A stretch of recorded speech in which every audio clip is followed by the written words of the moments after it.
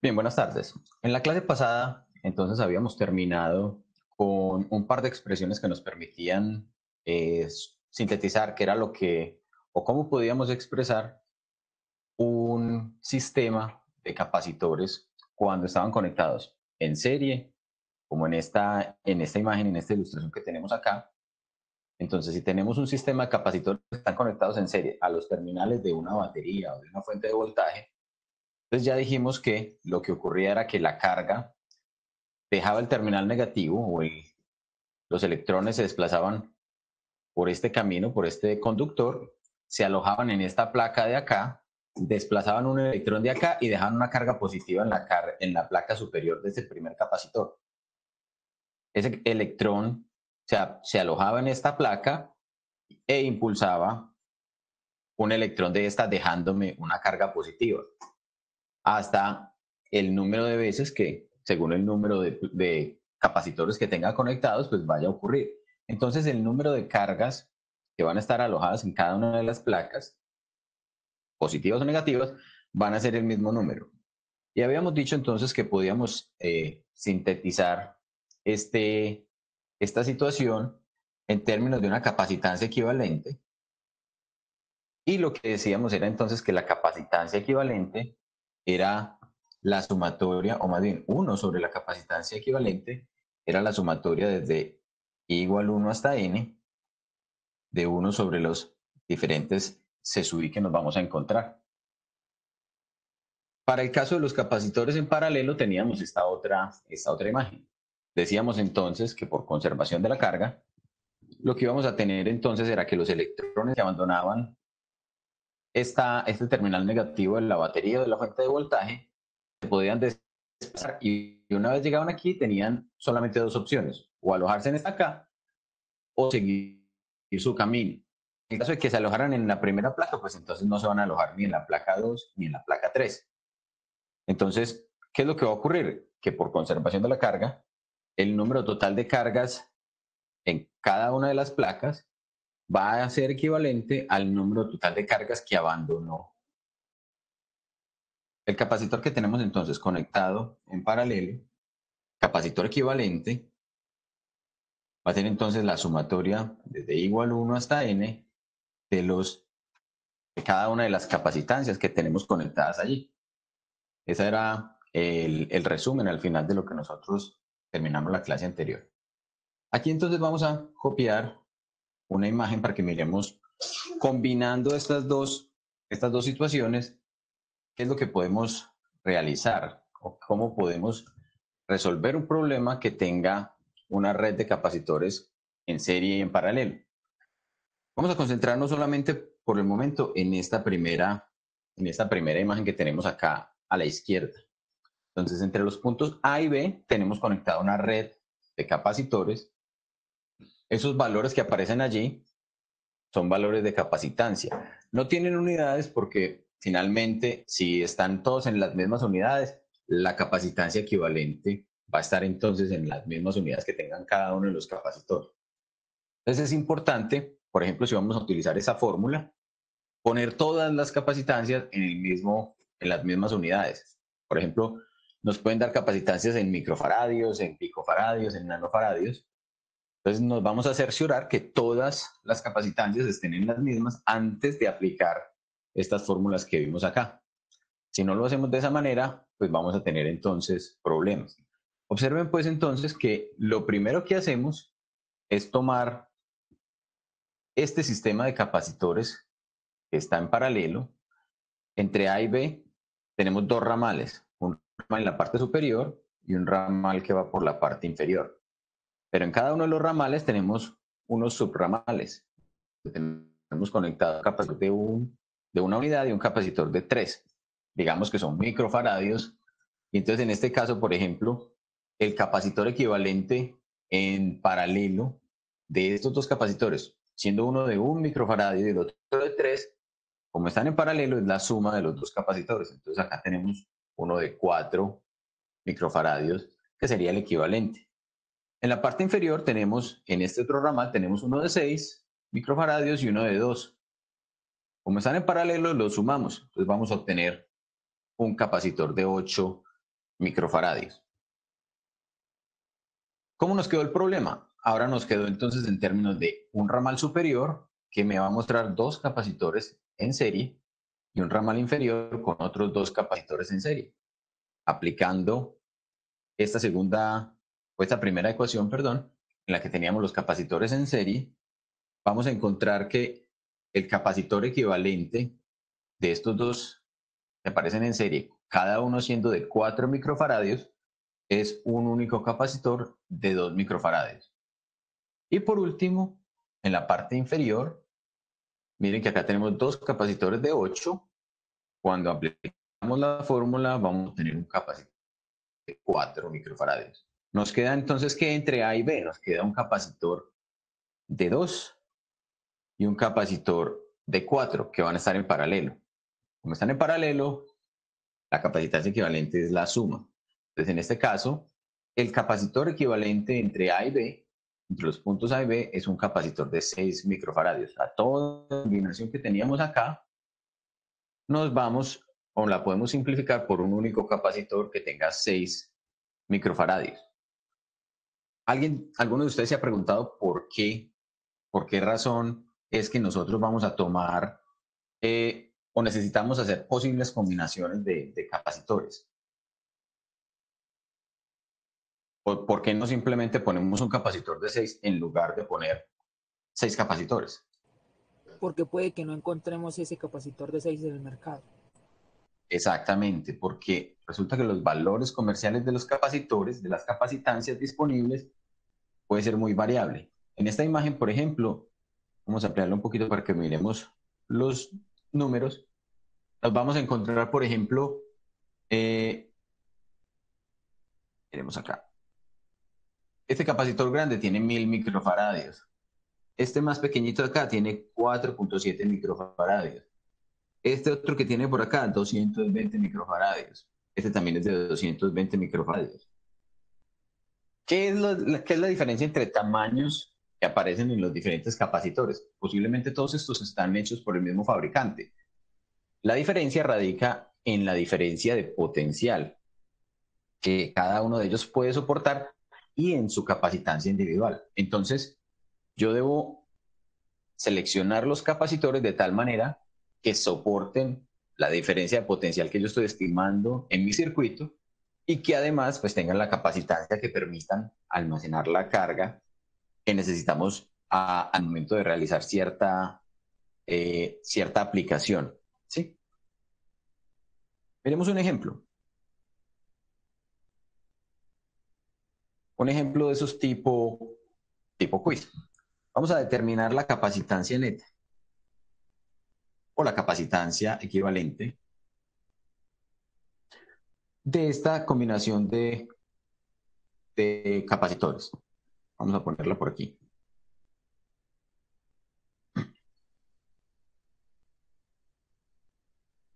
Vamos a decir que vamos a conectar aquí una batería de 12 voltios. ¿Sí? Esto tiene 12 voltios.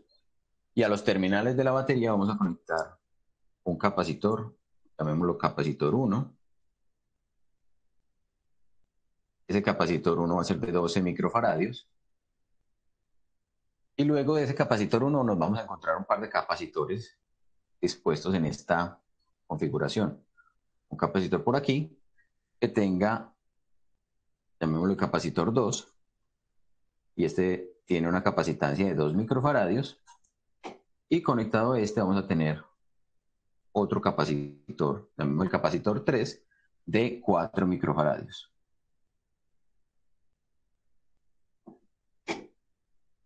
El problema entonces, la parte sencilla, vamos a conectar ahora este terminal a la parte inferior. ¿Cuál es la parte sencilla del problema? Si nos piden hallar la capacitancia equivalente, ya sabemos, vamos a ponerla por aquí.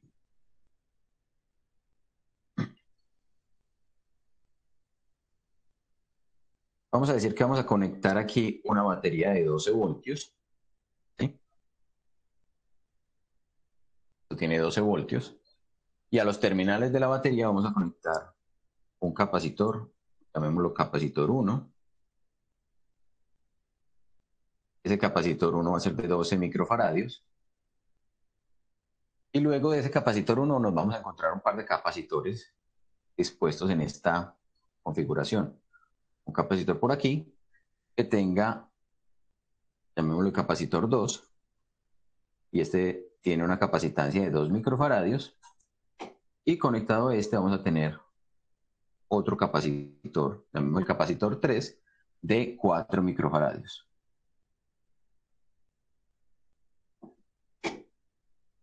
El problema entonces, la parte sencilla, vamos a conectar ahora este terminal a la parte inferior. ¿Cuál es la parte sencilla del problema? Si nos piden hallar la capacitancia equivalente, ya sabemos hacerlo. ¿Sí?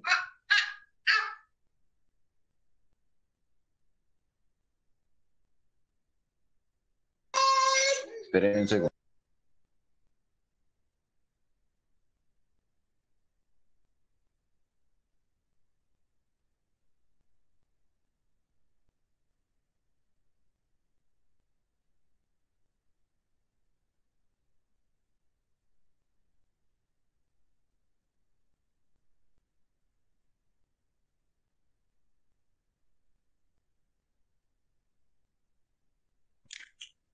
Bien, el problema entonces se pone más interesante si no solamente determinamos la capacitancia equivalente de este sistema, sino que además determinamos cuántos son las diferencias de potencial que ocurren entre los diferentes capacitores.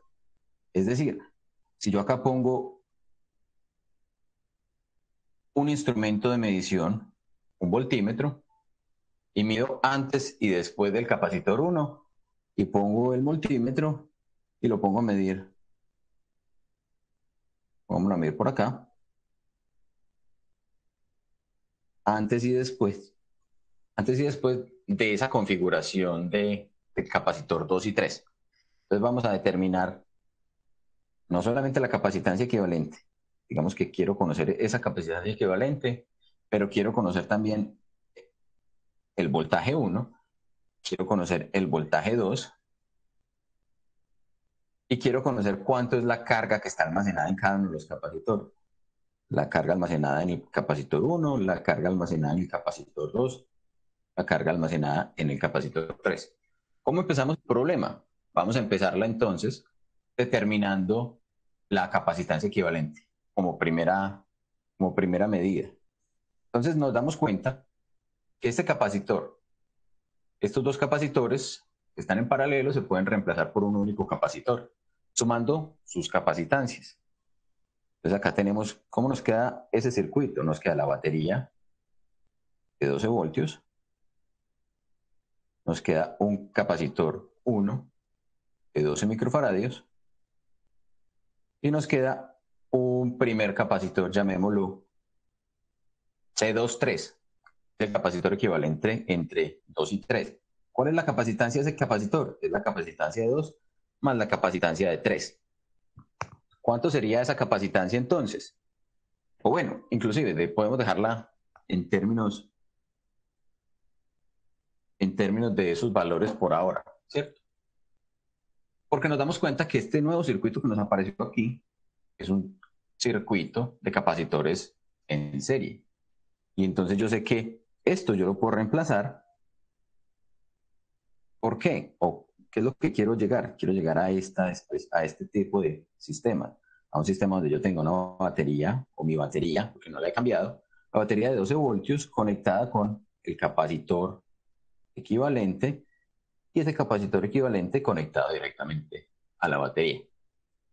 ¿Cuánto valdría entonces la capacitancia equivalente considerando los valores que tenemos en el caso anterior? Entonces yo sé que esa capacitancia equivalente va a ser el inverso de la suma de los inversos. Sería 1 sobre C1 más 1 sobre C23. Pero C23 yo sé que es C2 más C3. C2 más C3. Y entonces así acabamos de hallar esa capacitancia equivalente de la cual nos está hablando el problema. Entonces, la capacitancia equivalente, ahora si reemplazamos los valores, sería 1 sobre todos los valores están en microfaradios, simplemente puedo empezar a reemplazar los valores numéricos y sé que la respuesta va a estar en microfaradios. Nuevamente les digo, tengan cuidado en el caso en que les vaya a aparecer en el problema nanofaradios o picofaradios, porque deben hacer la conversión para que todos estén en los mismos términos. Entonces, esto sería 1 sobre capacitor 2, que es 2 microfaradios, y el capacitor 3, que era de 4. De 2 más 4. Esto nos queda 1 sobre 2 más un sexto. Cuando sumo eso, me queda 1 sobre 3 doceavos.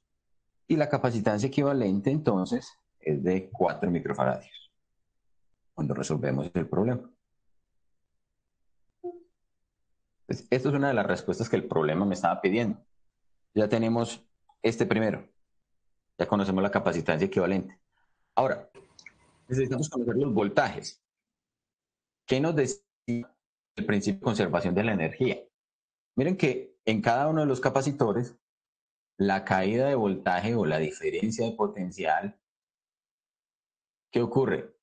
Entre un punto y otro, miren que este segundo punto es el mismo conductor que tengo acá. Entonces yo puedo decir, la suma de esta diferencia de potencial más la suma de esta diferencia de potencial, que es antes de los capacitores y después de los capacitores, tendrá que ser igual a quién? Tendrá que ser igual a la diferencia de potencial que hay de acá con este punto si siguiera este camino. ¿Sí?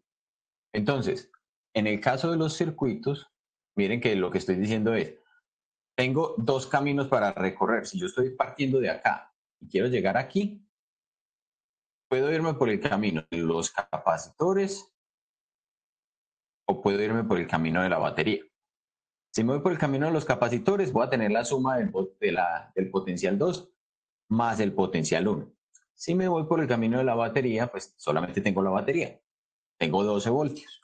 Entonces, los dos caminos deben ser equivalentes. Entonces, esa es la expresión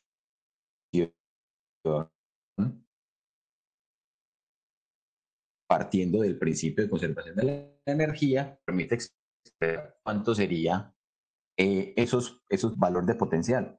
Entonces ya sé que el potencial en 1 o el B1 más, que no está apareciendo, ahora sí, más el potencial 2, o sea, cuánto es la diferencia de potencial en esos dos valores, tiene que ser exactamente igual a los 12 voltios que me está dando la batería.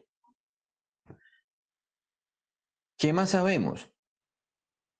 Sabemos que en nuestro problema inicial, el capacitor 1,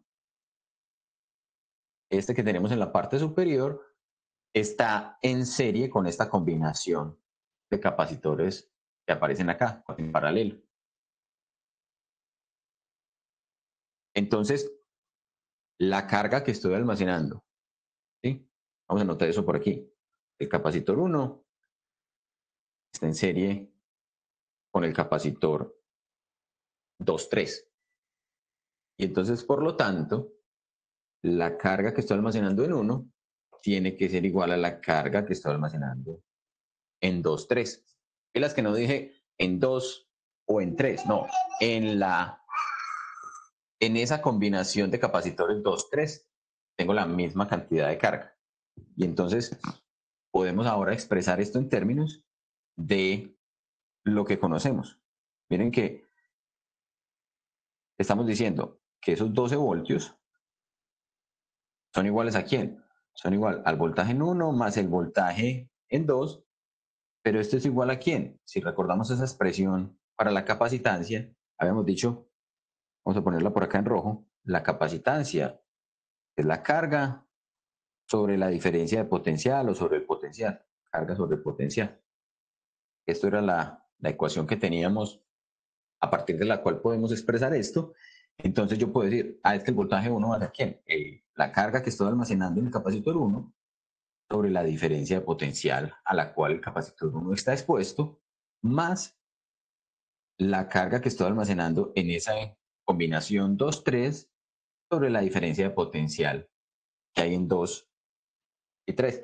Miren que una de las cosas interesantes es que en ese sistema que está en paralelo,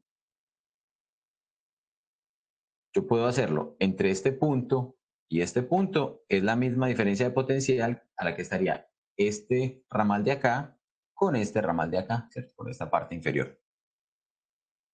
Entonces ya sé eso. Podemos entonces expresar eso que tenemos allá arriba en términos de quién. Entonces que es la carga 1 sobre, aquí me equivoqué, aquí no es el voltaje, aquí es, estoy despejando voltajes. Esto es la capacitancia 1 y esto es la capacitancia de 2 y 3. Entonces miren que acá tenemos, ¿cierto? Cada uno de los voltajes en términos de carga y capacitancia. Entonces esto es la carga de 1, que todavía no la conocemos, sobre la capacitancia de 1, que era de 12 microfaradios. Y tenemos también que esto es igual a quién? A la carga en 2,3 sobre el capacitor equivalente 2,3. Y el capacitor equivalente de 2,3 era la suma de los capacitores 2 y 3, o sea, 2 más 4, serían 6 microfaradios. ¿Sí? ¿A qué es lo que vamos a llegar aquí entonces? Como conocemos que las dos cargas, la carga 1 y la carga 2,3, son iguales, entonces miren que podemos sumarlas o sacarlas como si fueran el factor común. Esto tenía que ser igual a 12 voltios. Entonces yo puedo reemplazar aquí y decir estos 12 voltios son iguales a quién? A la carga 1 sobre 12 microfaradios más, miren que acá lo que estoy diciendo es, como las cargas son iguales, aquí voy a poner también la carga 1 sobre 6 microfaradios. Y ahora ya puedo entonces los términos y decir que esto es 3 doceavos de Q1 sobre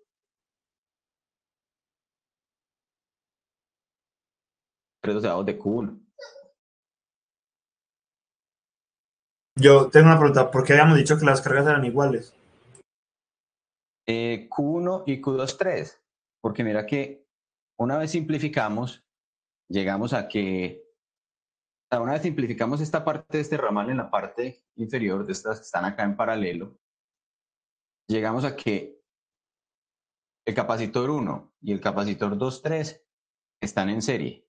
Entonces la carga que se almacena en el capacitor 1 tiene que ser igual a la carga que se almacena en este capacitor equivalente, ¿cierto? En el que me está conformando los dos capacitores que estaban en paralelo. Entonces, es que decimos que son iguales, ¿listo?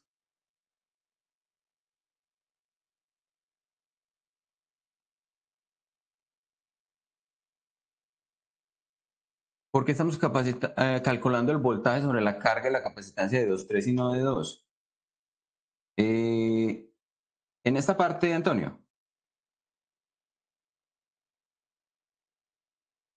Bueno, porque lo que estamos haciendo es considerar que como el capacitor está en paralelo, todo este ramal de acá y este ramal de acá, a este ramal está toda la misma diferencia de potencial. Es un equipotencial. Esto que estamos pintando acá, todo esto es una equipotencial. Y todo esto que está en verde también es una equipotencial.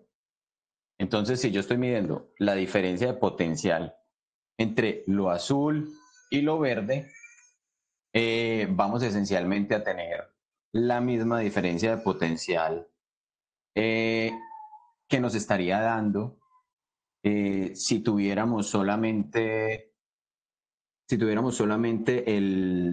uno de los capacitores o el capacitor equivalente que me reemplaza 2 y 3. ¿Sí? O sea, yo pude haberlo llamado voltaje 2,3, pero voltaje 2,3, mira que sería exactamente el voltaje que hay entre este y esto. Y esto es esta misma región que está en verde y esto es esta misma región que está en azul. ¿Listo? Es por eso. Simplemente acá lo pude haber llamado voltaje 2.3 o voltaje, también lo puedo haber llamado voltaje 2.3. ¿Sí? O decir que V1 más voltaje 2.3 tenía que ser 12 voltios. Entonces, ¿a qué es lo que vamos a llegar? Si nosotros despejáramos de aquí esta carga 1, miren que de acá, de esta expresión a la que acabamos de llegar, podemos decir que la carga 1 es entonces los 12 voltios que tenemos por aquí multiplicados por 12 microfaradios y sobre 3. Esa multiplicación entonces nos va a dar 48 microcoulombios. Aquí simplemente lo que hicimos fue mantener esa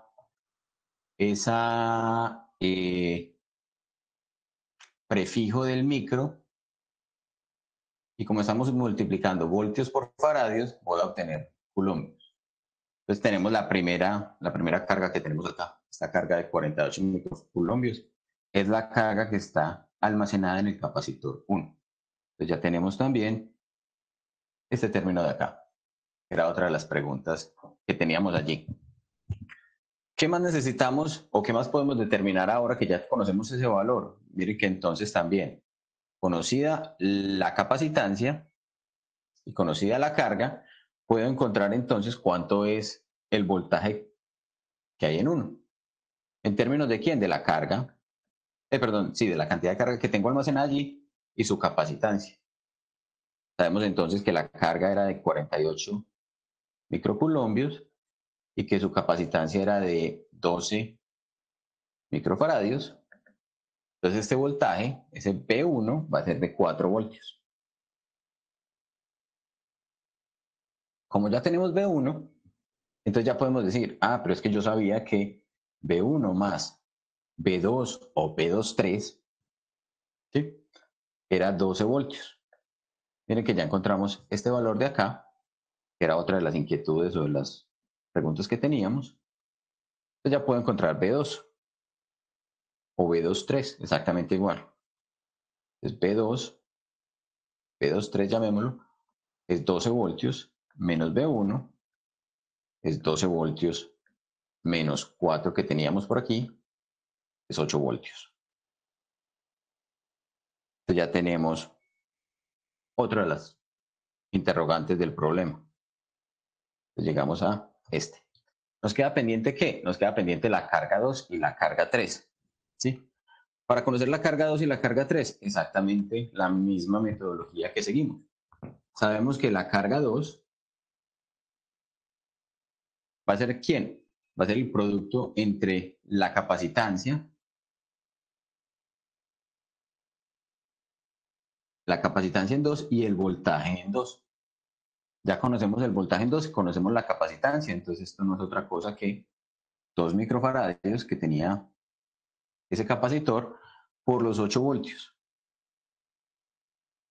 Eso en total me daría entonces 16 microcoulombios. Y por último, la carga 3 es la capacitancia en 3 por el voltaje en 2 nuevamente.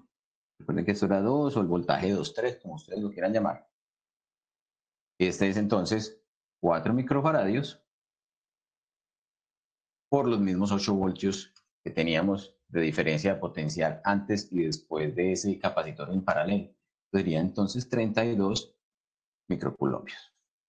Listo. ¿Alguna inquietud de esa metodología que seguimos allí para entonces encontrar ¿cierto?, todos los parámetros que estaban involucrados en este problema? Profe, yo tengo una pregunta. Cuénteme. ¿Por qué puedo afirmar que la carga 1 es igual a la carga 2,3? Porque están conectadas en serie. ¿Sí? Recuerda que al Listo. final de la clase anterior lo que habíamos dicho era precisamente eso. Era que cuando teníamos un circuito, este que teníamos acá, los electrones que salían de la terminal de la batería y se alojaban acá, solamente podían desplazar una carga a la vez. Esa carga que alojé negativa aquí me generaba una carga positiva en la otra placa, en la placa de un solo capacitor. Ese capacitor y ese electrón que se desplazaba entonces se alojaba en esta placa y me desplazaba una carga negativa de acá, de este lado, dejándome positiva. Entonces, la misma cantidad de carga que se me va generando en el capacitor 2 es la misma que se me va generando en el capacitor 1. Y ocurre con todos los capacitores en serie que pueda tener. Entonces, por eso es que decimos la carga que hay en el capacitor 1 es igual a la carga que hay en el capacitor 2, 3, o en este, lo que se aloja de carga aquí es igual a la cantidad de carga que se puede alojar aquí. Listo, listo. Bueno, con eso más o menos concluimos la parte de capacitancia, ¿cierto? Problemas de capacitancia, ustedes van a encontrar una cantidad bastante considerable en los libros de texto, ejemplos con mayor o menor dificultad, pero finalmente lo que vamos a llegar es que se pueden condensar y se pueden llevar todos a un sistema de capacitores equivalentes, ¿cierto? A un sistema en el cual podamos determinar finalmente un cierto capacitor, la carga y las caídas de potencial o las diferencias de potencial que se establecen entre los terminales de ese capacitor. Entonces, bueno, haciendo una breve recapitulación de lo que hemos hecho hasta el momento, miren que nosotros primero aprendimos de cargas eléctricas, aprendimos que había protones y electrones, aprendimos también que esas cargas eléctricas podían atraerse o repelerse y que eran fuerzas que no requerían contacto, esa atracción y esa repulsión no necesitaba que los objetos estuvieran directamente en contacto entre sí, sino que cuando estaban a cierta distancia, ellos generaban esa interacción. Aprendimos del campo eléctrico y dijimos que era una manifestación de la presencia de las cargas eléctricas. También aprendimos de la energía que se almacena en el campo eléctrico, que cuando yo tengo una configuración de cargas, esa configuración de cargas genera o almacena una cierta energía y esa energía no es otra cosa que el equivalente al trabajo que yo tuve que haber hecho o que un agente externo tuvo que haber hecho para poner las cargas en esa posición. Y que si nosotros considerábamos el trabajo por unidad de carga, yo podía medir en cada punto del espacio un valor que llamábamos el potencial eléctrico. Esto último que aprendimos en estas últimas dos clases es que esa energía puede almacenarse y yo la puedo almacenar en unos dispositivos que se llaman capacitores. Finalmente, los capacitores entonces tenían una característica, eran materiales o elementos que estaban conformados por dos conductores. Esos dos conductores estaban separados a una cierta distancia y estaban sometidos a una diferencia de potencial. Cuando esas condiciones se cumplían, entre las dos materiales conductores se me forma un campo eléctrico y en ese campo eléctrico entonces yo puedo almacenar energía. Eso es lo que finalmente nos decía este problema. Recuerden que lo que no se les debe olvidar a ustedes es que el campo eléctrico es una forma de almacenar energía. Ahora, nos va a interesar saber qué tipo de trabajo podemos hacer con esas cargas que estoy almacenando allí. Piensa con las cargas que almacené en un capacitor o con la energía electroquímica que tengo en una batería o con la forma de energía eléctrica. Pero entonces, si nosotros consideramos la primera parte del curso, nosotros hablábamos de electrostática. Era cuando las cargas estaban estacionarias. Realmente, al momento de tener las cargas estacionarias, pues yo no puedo desarrollar un trabajo. Cuando las cargas no se mueven, no pueden hacer trabajo. Es cuando las cargas están en movimiento que pueden hacer trabajo. Ahora bien, si nosotros hemos observado, si ustedes han visto en sus casas los dispositivos eléctricos funcionan a una diferencia de potencial también, ¿cierto? Esa diferencia de potencial puede ser, por ejemplo, de 110 voltios con un apellido, voltios AC o corriente alterna.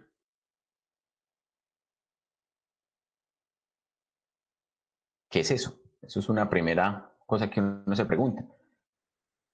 Otros dispositivos posiblemente más robustos, y cuando hablamos más robustos es dispositivos que consumen una mayor cantidad de energía para funcionar, utilizan, por ejemplo, 200 voltios, 220 voltios, ¿cierto? También AC. Las baterías con las que alimentamos los dispositivos electrónicos son baterías que pueden ser de 1,5 voltios, pero ya esos no son AC, son DC. Las baterías de los carros son de 12 voltios, también DC. Los cargadores, por ejemplo, de los celulares son de 5 voltios, también DC. Pero si nosotros nos ponemos a ver eso, miren que lo máximo que tienen los dispositivos con los que trabajamos en casa, ¿cierto? Es del orden de 220 voltios. Y sin embargo, nosotros estamos transmitiendo la energía desde los puntos donde se está generando, digamos, una central hidroeléctrica o una termoeléctrica, y lo transmitimos no a 220 voltios, ¿cierto? Lo transmitimos a qué magnitudes de potencial.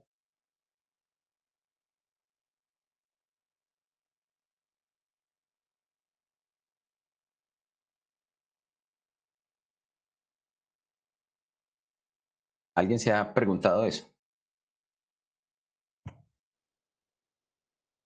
Hay, por ejemplo, subestaciones de 13.800 voltios, 44.000 voltios. Entonces entonces, por ejemplo, tenemos subestaciones, ¿cierto? Tenemos sistemas donde estamos antes disminuyendo el potencial eléctrico de las líneas de transmisión.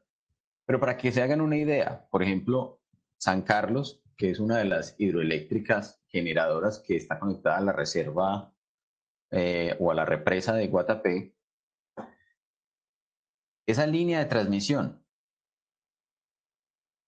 entre San Carlos y Medellín es de aproximadamente 230 kilovoltios, 230.000 voltios. Esa es la diferencia de potencial entre los cables que están trayendo la energía eléctrica desde esa represa, desde esa hidroeléctrica.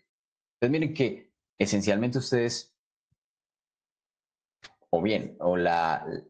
las empresas públicas, por ejemplo, tienen que hacer el trabajo de disminuir ese potencial o esa diferencia de potencial de 230.000 a 220 o a 110, ¿cierto? Entonces eso es una cantidad de modificación en la diferencia de potencial que es importante. ¿Por qué será que entonces lo hacemos a 230.000 voltios y no lo hacemos a 220? Entonces, eso es lo que vamos a aprender y lo que vamos a entender en este par de clases. La idea es entonces que empecemos a cuantificar qué es lo que está pasando cuando estamos transmitiendo cargas. Lo primero es, para poder entender eso, vamos a considerar que las cargas están en movimiento, ¿cierto? Entonces vamos a decir, si tenemos un área transversal, digamos, este es el conductor o este es el área transversal de un cierto conductor, lo que vamos a suponer es que las cargas se van a mover. Aquí voy a poner una nota por convención.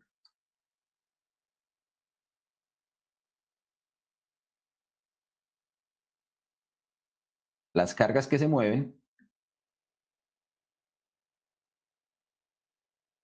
son positivas.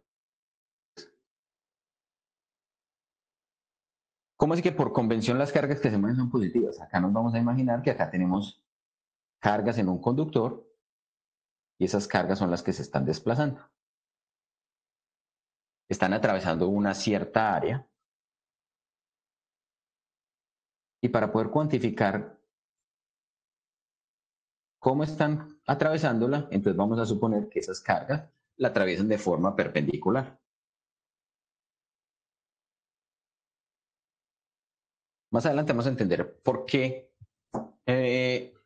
lo hacen de forma perpendicular, pero la idea acá al principio es, ¿por qué se hace en términos de las cargas positivas? Porque resulta que cuando se empezó a estudiar la fenomenología eléctrica, no tenían el conocimiento de que quienes se movían eran los electrones, o sea, las cargas negativas.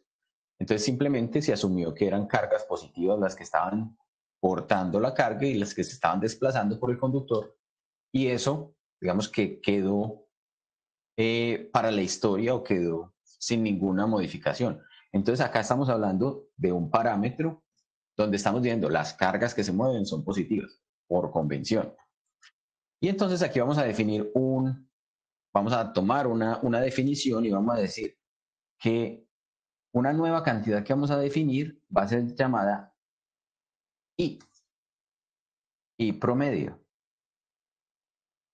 Esa I promedio va a ser ¿quién?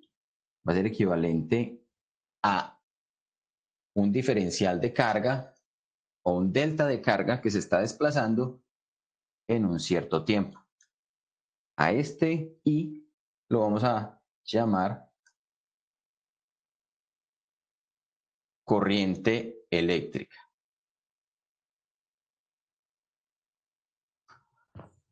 Ahora bien, vamos a hacer el énfasis en que esto es la corriente eléctrica convencional. ¿Por qué lo vamos a llamar convencional? Simplemente para distinguirla de la corriente eléctrica electrónica, de la corriente eléctrica debida a los electrones. Entonces, a partir de este momento y hasta que terminemos la parte del curso, hasta que terminemos el curso, cuando hablemos de corriente eléctrica, vamos a estar hablando de este tipo de corriente eléctrica, la corriente eléctrica convencional, de la corriente eléctrica de los portadores de carga positivos. Y salvo que hagamos la aclaración, si estamos hablando de corriente eléctrica, estamos hablando de movimiento de cargas positivas. Listo. Ahora que conocemos esa corriente eléctrica, miren que esto está en términos de deltas, delta de carga y delta de tiempo. Cuando esos deltas de tiempo se hacen muy pequeños, la cantidad de carga que se va a poder mover a través de esta área, y esto es una cierta área, va a ser también un diferencial de carga. Entonces a eso lo vamos a llamar simplemente la corriente instantánea. Esa corriente instantánea, pues entonces simplemente va a ser dQ dt. Entonces esta es la cantidad de carga que atraviesa A en un dt. ¿Qué condiciones vamos a poner entonces? Esa cantidad de carga va a ser entonces positiva. Eso es lo que dijimos de corriente convencional. No vamos a considerar que la carga que se mueve es negativa. Entonces, si nosotros tenemos eso en cuenta, miren que esencialmente lo que estamos diciendo es, si hacia allá van las cargas positivas, sabemos que los electrones se van a mover hacia allá.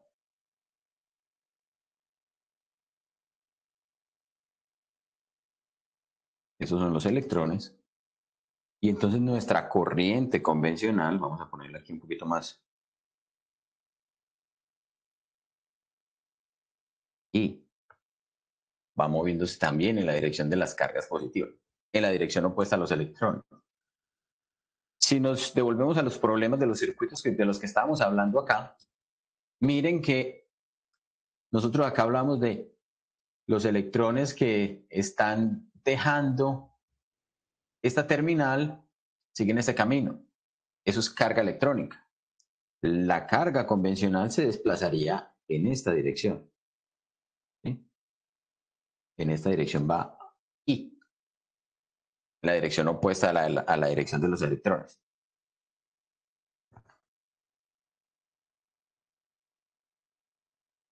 Si nosotros nos imaginamos entonces un trozo de material, miren que yo puedo entonces, según eso que acabamos de definir, definimos entonces la corriente como el diferencial de carga en un diferencial de tiempo. En ese mismo diferencial de tiempo, ¿qué distancia estaría recorriendo un portador de carga? Llamémoslo simplemente portador de carga. Estaría recorriendo una distancia delta X. Entonces, mire que yo puedo cuantificar para un cierto material cuánto es esa corriente en términos de las condiciones particulares de esa cantidad de carga. ¿Cómo puedo definirlo? Yo sé que cada una de las partículas cargadas que se está moviendo tiene un valor de carga determinada, ¿cierto? La corriente es entonces delta Q sobre delta T, pero ese delta Q yo lo puedo expresar en términos de ¿quién? De la carga electrónica. Entonces esto es carga electrónica.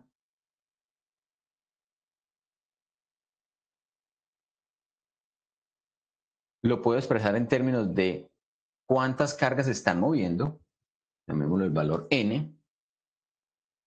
Lo puedo expresar en términos del volumen que estoy encerrando. Entonces miren que si yo encierro este volumen que tengo acá, ese volumen que tengo entre esta región, ¿sería quién? No sería otra cosa que el área de la sección transversal, esa A, por el delta X. Entonces, área por delta X, y acá tenemos ese diferencial de tiempo. Entonces, esto de acá es volumen en el conductor, y esa N nos está indicando cuántas cargas existen por densidad de volumen.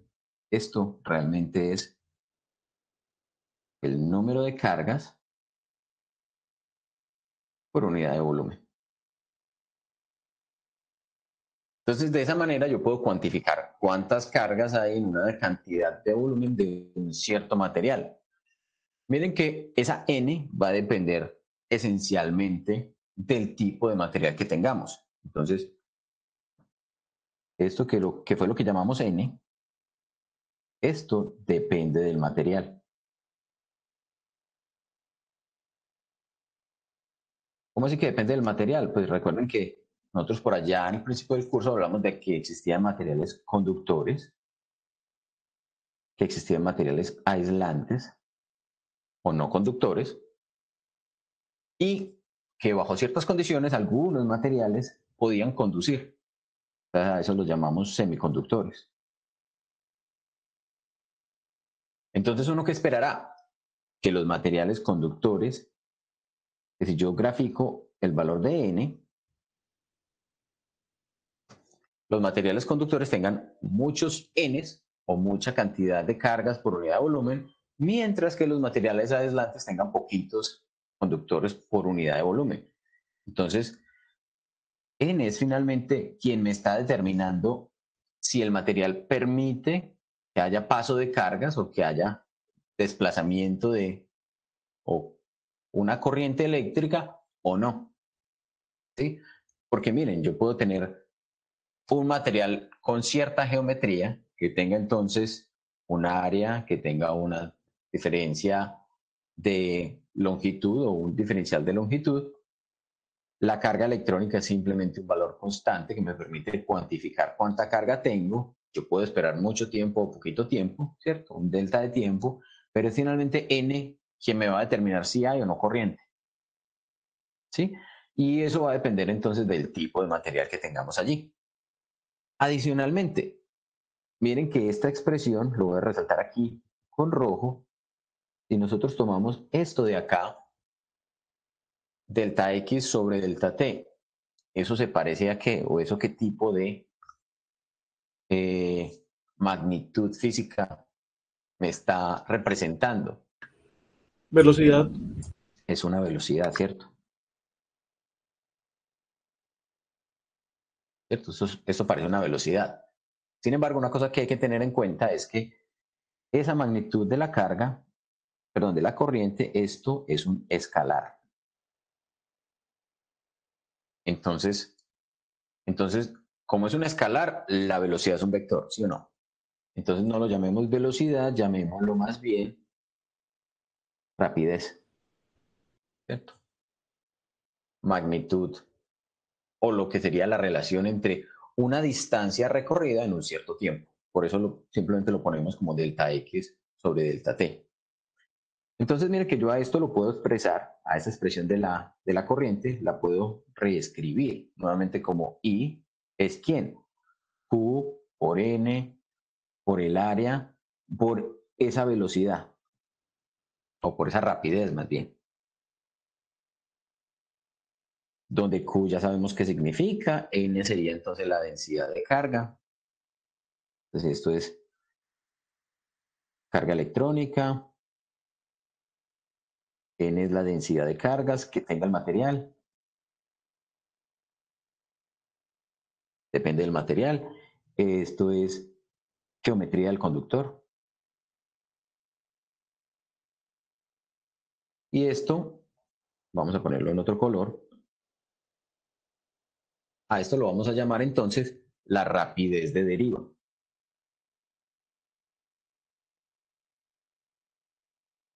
La rapidez de deriva esencialmente nos dice a qué velocidad se están moviendo los electrones en un conductor. ¿Por qué lo llamamos ahora los electrones? Porque sabemos que quienes se están moviendo son las cargas negativas realmente. Podríamos suponer que lo que se están moviendo son las cargas positivas, pero sabemos, ya tenemos conocimiento de que quien se mueve son las cargas negativas, simplemente es la rapidez a las cuales los portadores de carga se desplazan en el conductor. ¿Ustedes qué velocidad consideran o creen que los electrones se pueden mover o que los portadores de carga se pueden mover en un conductor? ¿A una velocidad alta, a una velocidad baja?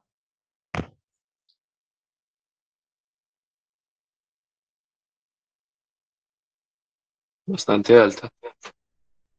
Uno pensaría, ¿cierto? A una velocidad muy alta. Es lo que intuitivamente uno esperaría que ocurra. Pero antes de que lleguemos a determinar esa velocidad o esa rapidez a la cual se mueven los portadores de carga, les pregunto, ¿qué es lo que esencialmente hace que esos portadores de carga se muevan?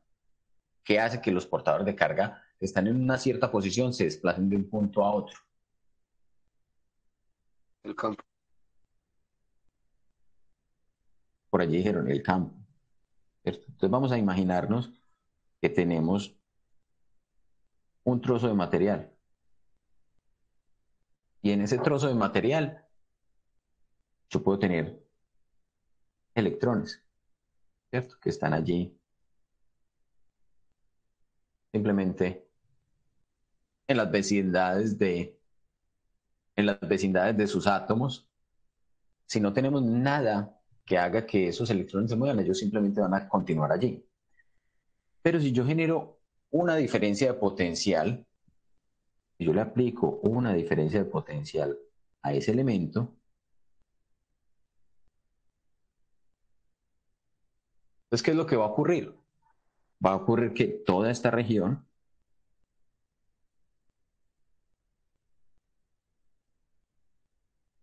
va a estar a una diferencia o a un potencial eléctrico bajo y toda esta otra región va a estar a un potencial eléctrico alto.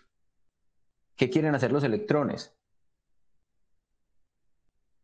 O más bien, ¿qué ocurre entonces? Ocurre que acá se me va a establecer un campo eléctrico dentro del conductor.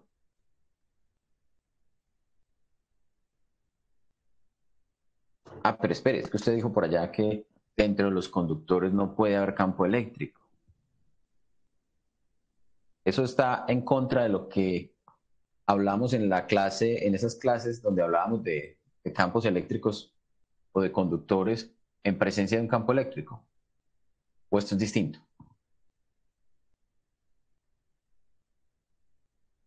El campo eléctrico solo era nulo cuando había un equilibrio electrostático en los conductores. Entonces, eso era otra situación que la que teníamos, ¿cierto? Una cosa es, por ejemplo, yo decir, yo acá tengo un campo eléctrico, ¿sí? Supongamos que este es mi campo eléctrico y yo voy a poner allí un material conductor.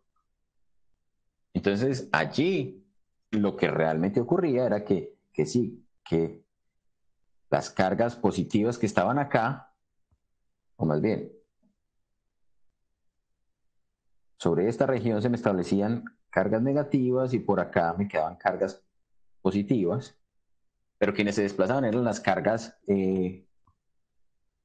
negativas, ¿cierto? Y adentro del conductor como tal no me quedaba nada de campo eléctrico. Y todo este campo eléctrico que me quedaba, que tenía yo por aquí, desaparecía, se desvanecía. Pero ahora lo que estoy haciendo es una situación diferente. Lo que estoy haciendo es poner entre los terminales de mi conductor una diferencia de potencial. Dentro del conductor sí se establece un campo eléctrico. Entonces, acá va a tener un campo eléctrico. El campo eléctrico va a apuntar entonces del terminal positivo hacia el terminal negativo. Y eso hace que entonces los electrones experimenten una fuerza. Sabemos que la magnitud de esa fuerza es ¿quién? Es la carga por el campo eléctrico. Entonces uno diría, bueno, pero entonces la fuerza apuntaría hacia allá. No, porque es que la carga del electrón es negativo. Entonces el electrón, cada uno de esos electrones va a experimentar es una fuerza que lo está impulsando en esta dirección. Esa es la dirección de la fuerza eléctrica que sienten los electrones. Entonces los electrones se ven forzados a desplazarse. O de otra forma, podemos experimentar o podemos entender que los electrones lo que van a hacer es ir a tratar de desplazarse hacia las regiones donde el potencial eléctrico es más positivo, es más alto. Esta región del lado derecho está en potencial eléctrico bajo, mientras que esta región del lado izquierdo está en potencial eléctrico alto. Entonces los electrones simplemente van a tratar de desplazarse hacia allá. ¿Tratando de qué? Ellos van a tratar de hacer lo que hacían cuando estábamos en el caso electrostático, tratar de minimizar el potencial eléctrico, solo que no lo van a lograr porque esta diferencia de potencial está aplicado desde una fuente externa, está allí. Entonces, los electrones simplemente van a seguir su camino, van a seguir llegando hasta esta terminal positiva. Electrones de la terminal negativa van a seguir saliendo y van a seguir desplazándose, ¿cierto? Y entonces voy a tener una corriente electrónica, pero sabemos que la corriente eléctrica convencional apuntaría en la misma dirección, ¿sí? Esa sería la magnitud, la dirección en la cual la corriente eléctrica convencional se estaría desplazando. ¿Está claro hasta este punto?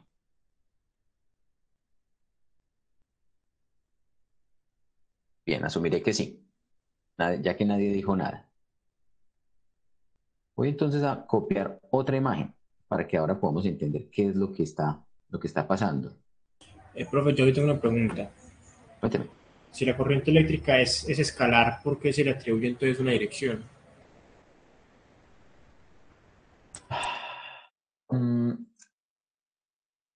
Eso es una muy buena pregunta.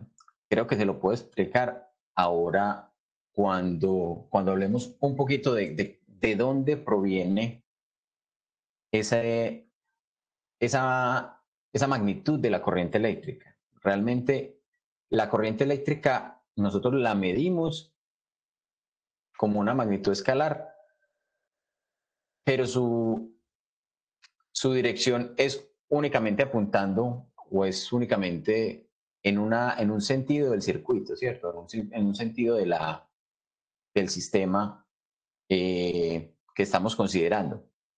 Pero realmente ella viene de un vector, es producto de una operación o de un producto punto que realizamos con una magnitud que sí es vectorial, que se conoce como la densidad de corriente eléctrica o el vector densidad de corriente eléctrica. Pero entonces para llegar a eso, primero déjame que vamos a hablar un poquito de la fenomenología para que lleguemos a un término y ya después me devuelvo y lo explicamos desde ese punto de vista vectorial. ¿Les parece? Listo, profe. Bien, entonces miren que los electrones van a sentir esa fuerza, van a desplazarse entonces hacia el terminal positivo, pero eso no ocurre libremente. Realmente lo que nos vamos a encontrar es que eso es más o menos la situación que vamos a tener acá. O sea, ese conductor que puse allí realmente es algo como esto. Esta representación nos está mostrando aquí simplemente los átomos de la red cristalina con sus núcleos positivos, su nube electrónica alrededor negativa, un electrón libre que esté por aquí. Cuando esto tiene una diferencia de potencial, o sea, cuando yo le pongo a esto un potencial alto, digamos, le pongo aquí una terminal positiva y acá la terminal negativa, sabemos que lo que ocurrió entonces es que el campo eléctrico se estableció aquí, apuntando en este sentido. Y esto es E. Que la fuerza que experimenta ese electrón lo quiere hacer mover hacia allá.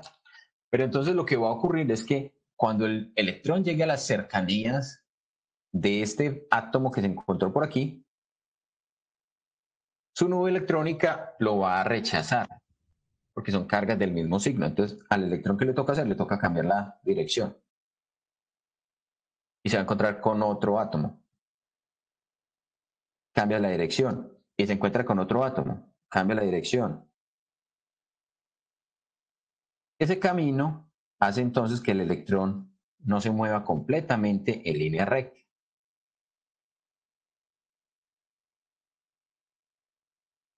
Sino que el electrón sufra una serie de colisiones. Entonces esas colisiones hacen que la velocidad efectiva con la cual el electrón se puede desplazar sea realmente muy baja. Eso, si nosotros midiéramos instantáneamente, pues nos vamos a poder encontrar la velocidad. ¿Cómo podríamos medir la velocidad? La podríamos medir, no sé, por aquí.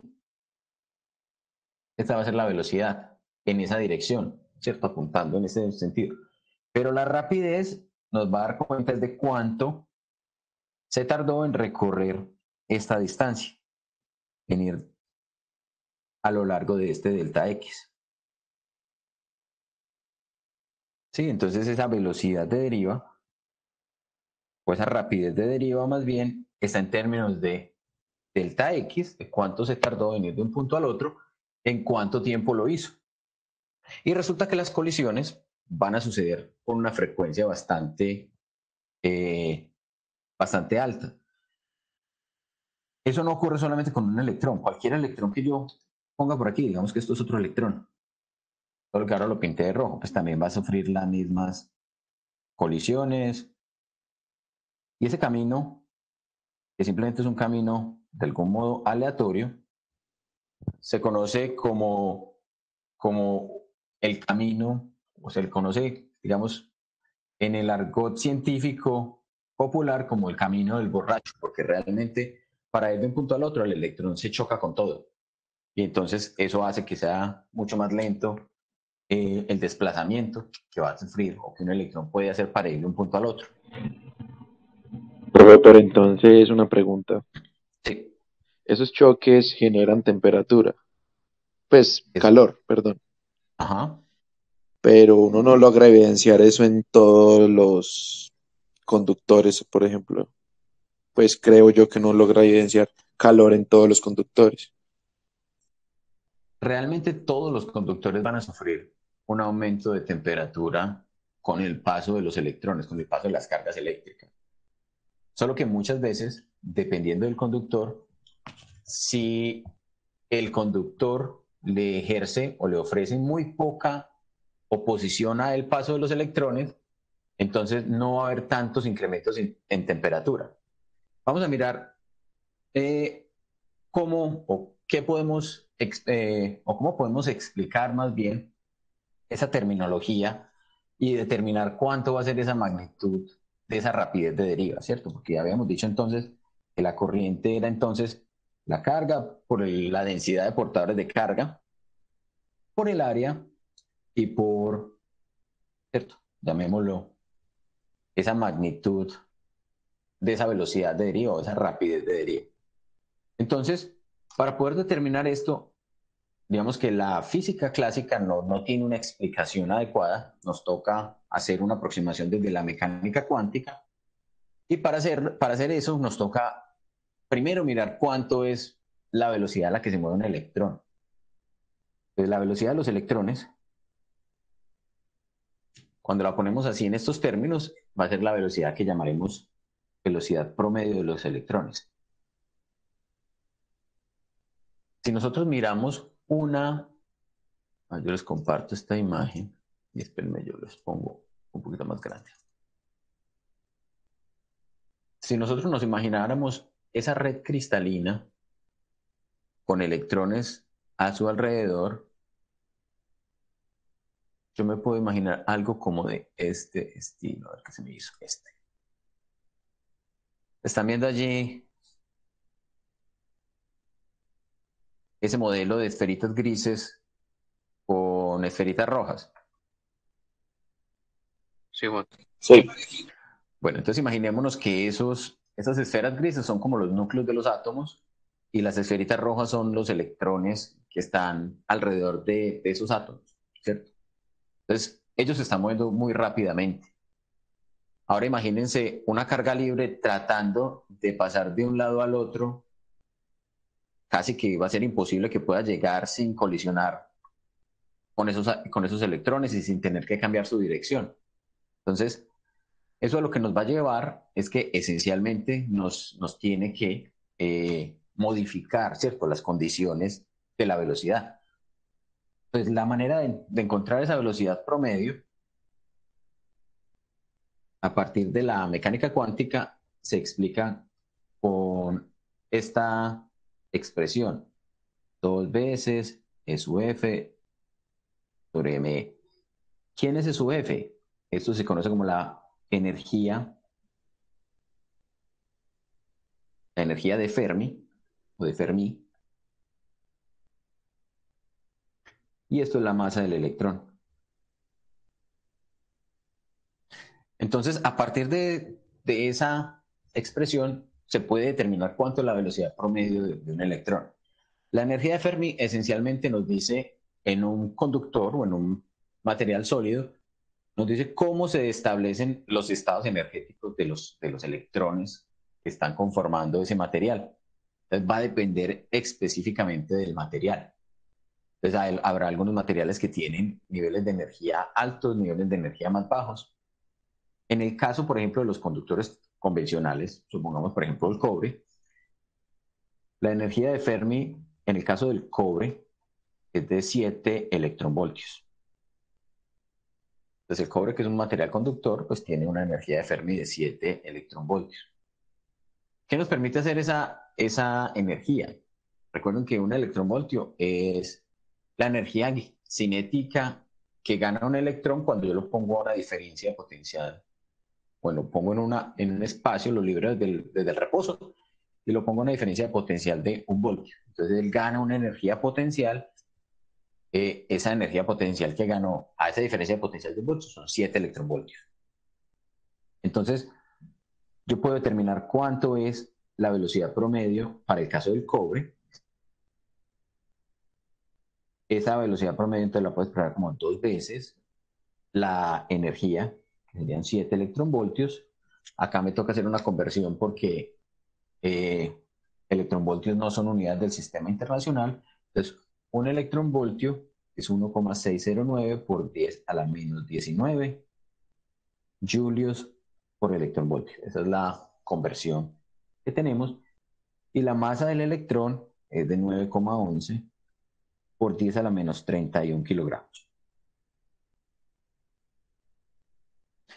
Llegamos entonces a que esa velocidad promedio de los electrones en el cobre, si hacemos esa operación, es de 1,57 por 10 a la 6 metros por segundo. Aproximadamente 1,6 millones de metros por segundo. Esa es la velocidad. Ahora, esa velocidad es muy alta, ¿sí o no? ¿Qué tan alta? Pues para comparación, la velocidad de la luz, constante velocidad de la luz, es de 299 por 10 a la 6 metros por segundo. O sea, es 300 millones de metros por segundo. Estamos hablando de que esto es, sí, aproximadamente una fracción menor al 1% de la velocidad de la luz. Sin embargo, no deja de ser una velocidad excesivamente alta. Entonces, a esa es la velocidad que se estarían moviendo los electrones. Sin embargo, nos queda un problema adicional, y el problema adicional es que esa velocidad o esa magnitud que acabamos de encontrar ahí sería como la magnitud a la cual se pueden mover los electrones en una trayectoria libre. Pero vamos a experimentar una gran cantidad de colisiones a medida que nos vamos desplazando. Entonces, ¿cuántas colisiones pueden ocurrir?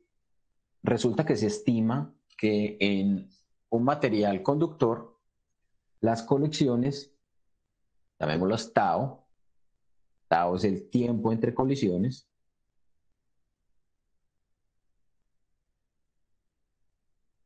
ese tiempo entre colisiones es de aproximadamente o del orden de 10 a la menos 14 segundos. Es decir, cuando ha pasado una fracción de tiempo de 0,00001 segundo, hay una colisión. 14 ceros y el 1. Entonces, en un tiempo de un segundo, pues ocurren demasiadas colisiones. Eso también dependerá del tipo de material y de la temperatura, porque por acá me están preguntando, ¿esos choques no liberan energía? Claro que liberan energía, aumentan la temperatura. Entonces, vamos a decir que el tiempo promedio entre colisiones, para el caso del cobre, digamos que a temperatura ambiente, cuando se cuantifican todos sus parámetros, nos dice que es de 2,5 por 10 a la menos 14 segundos.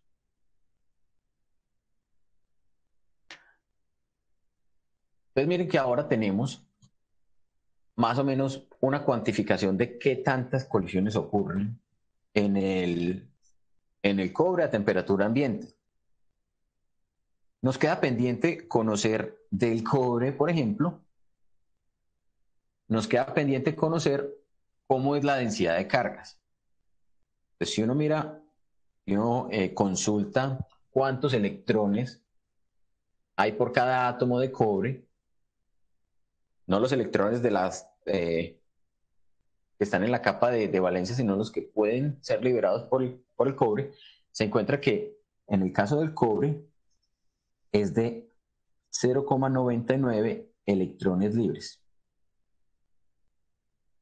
Electrones libres por cada átomo. O sea, no todos los átomos de cobre en un material o en un bloque de cobre van a estar libres o van a aportar un electrón libre, sino el 99% de ellos. Entonces, cuando uno mira la densidad de átomos que hay en el cobre, esa densidad de átomos es de 8,4924 por 10 a la 28 átomos por metro cúbico. Esa es la densidad de átomos del cobre. Y la densidad de electrones... Profe, y la del oro entonces, que dicen que es mejor conductor que el cobre. Bueno, el oro es un material más denso, o sea que va a tener mayor cantidad de átomos por metro cúbico. Y en algunos casos, en algunos materiales, hay algunos materiales que incluso tienen más de un electrón libre por átomo. O sea, no solamente tienen un electrón libre, sino tienen más de uno. Entonces es posible que en el oro, tendría que buscarlo en la tabla porque realmente no revisé, es posible que haya más átomos, más electrones libres por átomo. Y entonces eso hace que sea un mejor conductor, porque tiene mejor capacidad o mayor cantidad de portadores de carga disponibles para mover la carga eléctrica. ¿Sí? Sin embargo, ustedes pueden revisar eso, ¿listo? Pueden verificar ese término. Entonces, en el caso del número de electrones en el cobre, cuando uno considera que el 99% de los átomos tiene electrones libres, nos va a dar que es del orden de 8,41 por 10 a la 28 electrones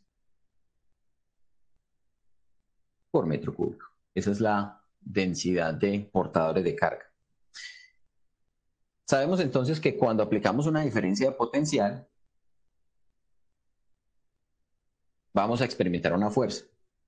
Esa magnitud de la fuerza, dijimos, es la magnitud del campo por la carga. Si consideramos que estamos hablando de portadores de carga electrónica o electrones, eso sería E llamémoslo de simplemente, por la magnitud del campo eléctrico. Y adicionalmente, cuando estamos, eso ya lo conocemos desde física mecánica, la fuerza es el producto entre la masa y la aceleración. ¿Sí? En términos de magnitudes, pues sabemos que esto lo podemos poner también en términos de magnitudes. Entonces, desde acá yo puedo despejar la aceleración, la magnitud de la aceleración, en términos de la magnitud de la fuerza y la masa. Miren que cuando yo combino estas dos ecuaciones que tenemos acá, entonces voy a poder encontrar una expresión que me dé cuenta de cómo es la aceleración en términos de la fuerza. Sería E por la magnitud del campo sobre la masa, llamémoslo la masa del electrón. ¿Para qué me sirve esa aceleración? Resulta que esencialmente esos electrones se van a ver acelerados y las colisiones, o podemos expresar la velocidad como el producto entre quién. Recuerden que la aceleración es la velocidad por el cambio en el tiempo, o la segunda derivada de la posición con respecto al tiempo. Entonces yo puedo expresar esa velocidad de deriva como el producto entre la aceleración y el tiempo entre colisiones. Miren que acá no estoy haciendo nada distinto a lo que conocíamos de física 1. Entonces esto es aceleración y esto es tiempo entre colisiones.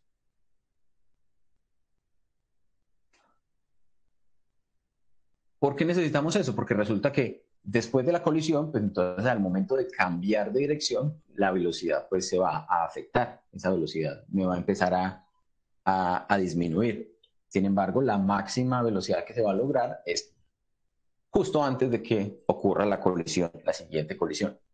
Entonces acá podemos definir entonces esa velocidad o esa magnitud rapidez de deriva como E por la masa del electrón y por el tiempo entre colisiones.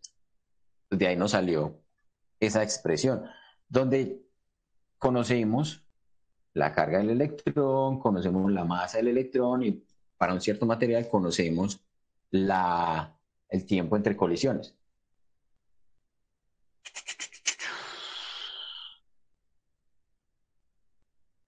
A ver, por acá Eder nos está preguntando, para acelerar las partículas en el CERN es importante el medio dentro del acelerador, el tipo de átomo, el potencial del montaje que le es suministrado. Sí, es importante, pues por lo general todos estos experimentos en el CERN se hacen en lo más cercano al completo vacío, eh, y el tipo de átomos con los cuales se aceleran también dependerá o también tiene que ver con qué tan fácil esos átomos van a liberar o van a ser capaces de poder ser desplazados. Finalmente, lo que están haciendo allí es generar iones que a una cierta diferencia potencial se van a mover en una dirección o en otra.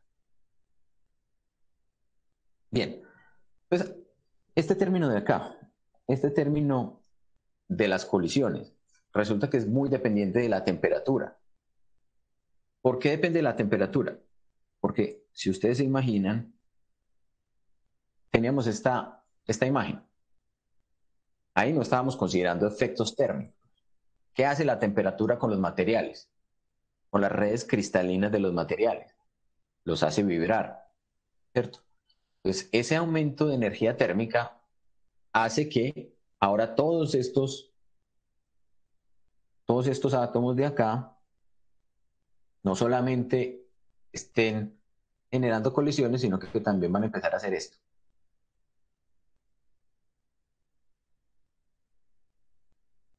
Ahora traten de mover un electrón con todos los átomos vibrando a mayor frecuencia, cada vez más rápido. Entonces, cuando la temperatura aumenta,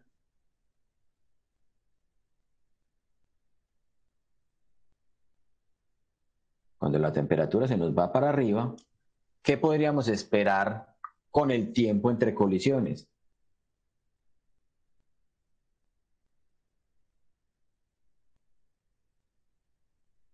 Que sea menor. que sea cada vez más pequeñito. O sea que si antes colisionaban cada 2,5 por 10 a la menos 14, entonces con mayor temperatura, ese 2,5 por 10 a la menos 14 se va a hacer cada vez más pequeñito. O sea, va a ser mucho más frecuente la cantidad de veces que va a colisionar el átomo, el electrón que se está moviendo con la red cristalina o con los electrones que están rodeando el átomo que está allí fijo. Entonces, eso también, al disminuirse esta velocidad, este tiempo entre colisiones, va a hacer que se me disminuya la velocidad de deriva, qué tan rápido se pueden mover los electrones entre un punto y otro. Si nosotros, volviendo al cobre, tomáramos un trozo de cobre de 10 metros, cobre, un trozo de una longitud 10 metros, ¿sí? Y le aplico una diferencia de potencial, lo estoy conectando a una batería.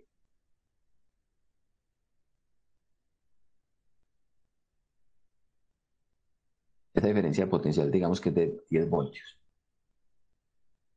¿Cómo sería el campo dentro de ese conductor? Miren que yo sé que esta longitud L sería la distancia. Entonces yo puedo determinar la magnitud del campo eléctrico como voltaje sobre la distancia. Esto no sería otra cosa que 10 voltios en 10 metros. Esto me da 1 voltio por metro. Ese es el campo eléctrico que tengo allí. ¿Sí? Ahora bien, ¿cuánto es esa velocidad de deriva? Esa velocidad de deriva ya dijimos que era la magnitud electrónica por la magnitud del campo eléctrico, sobre la masa del electrón, por el tiempo entre colisiones. Supongamos que estamos a temperatura ambiente. Entonces, cuando empezamos a reemplazar estos valores, pues vamos a tener la carga electrónica, 1.602 por 10 a la menos 19 coulombs. La magnitud del campo eléctrico, 1 voltio por metro. La masa del electrón, 9,11 por 10 a la menos 31 kilogramos. Y el tiempo promedio entre colisiones, 2,5 por 10 a la menos 14 segundos. Hacemos esa operación. Mire que vamos a llegar entonces a exactamente 4,39 por 10 a la menos 3 metros por segundo.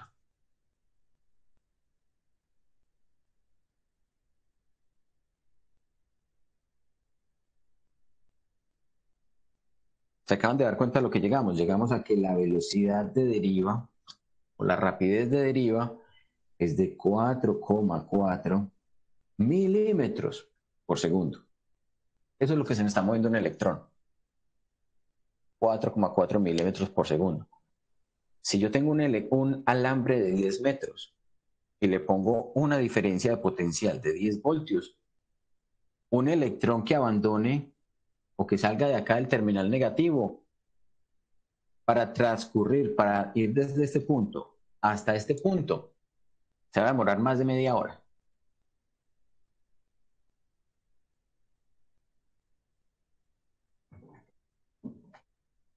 Y entonces, eso comparado con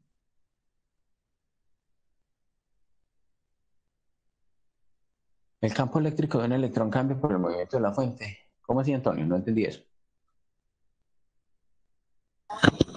Hola, profe, buenas tardes.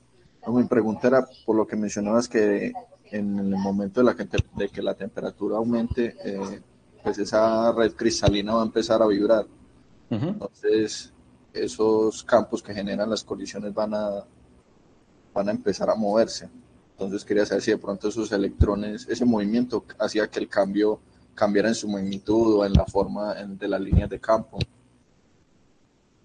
Pero es que yo creo que aquí no podemos como considerarlo como líneas de campo porque realmente, digamos, el campo eléctrico que produce un electrón solito, comparado con el campo eléctrico que me está produciendo, que le está generando el desplazamiento, pues es, digamos, despreciable. Entonces ese electrón solito no va a afectarme el campo eléctrico que me está induciendo el movimiento.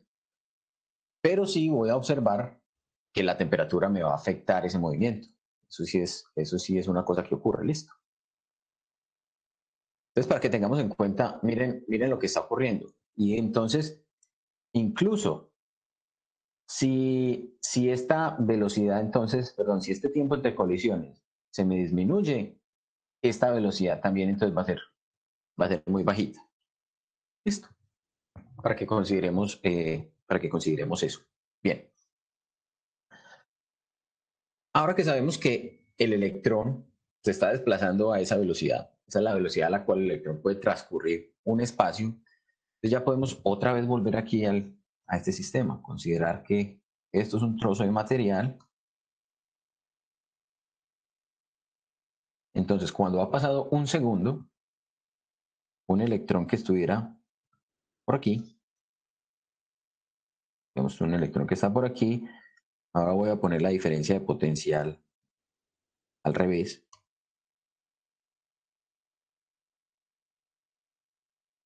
Esta distancia que se me movió desde acá hasta acá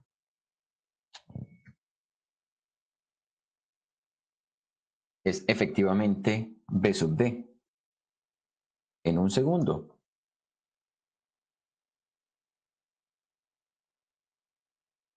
el electrón se mueve B sub D metros. Eso sería igual al delta X. Bien. ¿En qué dirección iba la corriente convencional? La corriente convencional, dijimos, va en este sentido va I. Y el campo eléctrico, al campo eléctrico lo hemos pintado como yendo en esta dirección. Esta es la dirección de E. Y el electrón se está moviendo de acá para allá. Bien. Observen entonces que si yo tengo esa corriente, vamos a mirar esas unidades de la corriente. Estaría en términos de quién?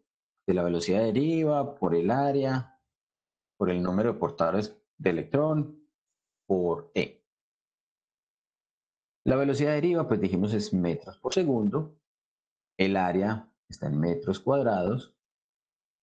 La cantidad de cargas o de portadores de carga está dada en número de electrones, que no son unidades, por metro cúbico. Y la carga electrónica está en coulombs. Entonces miren que se me van a cancelar metros con metros cuadrados y metros cúbicos. Me quedan únicamente coulombios por segundo. A ese coulombio por segundo, esto recibe un nombre. Esto se llama amperios. Y se abrevia con la letra A. Esto es amperio. Es igual a coulombio por segundo. Listo. Si nosotros nos damos cuenta, podemos reemplazar o podemos más bien reemplazar los valores que tenemos para el caso de esa velocidad de deriva. Vamos a reemplazarla por lo que llegamos acá. Miren que acá la tenemos expresada. Simplemente me lo voy a llevar para allá, para que nos quede de referencia de lo que voy a hacer en este momento. Miren la expresión que teníamos por aquí. Y es B sub D por A por N por E. Entonces simplemente voy a volver a escribir eso.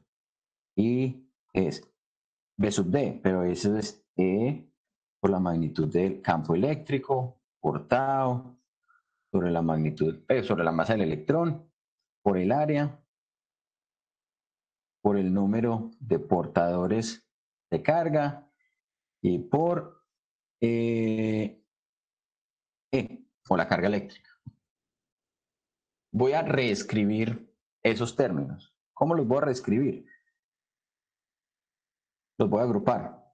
Esto me queda E al cuadrado, N, masa del electrón, tau, acabo de dejar el área y acabo de dejar la magnitud del campo eléctrico. ¿Para qué lo ¿Para qué los agregué de esta forma? Por lo siguiente, si nos damos cuenta, todo esto que está aquí depende exclusivamente del material. Esto es el material. El material es el que me dice cuántas cargas por unidad de volumen tengo. El material es el que me dice cuántas colisiones tengo. Y esto es simplemente la masa del electrón o los portadores de carga y los portadores y la carga electrónica como tal. Entonces, a esto que tenemos acá le voy a dar un nombre. A esto lo voy a llamar sigma. Y esa sigma no es otra cosa que la conductividad.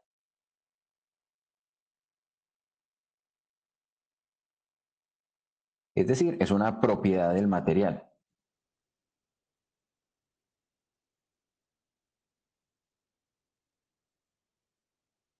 Importante considerar lo siguiente, no confundir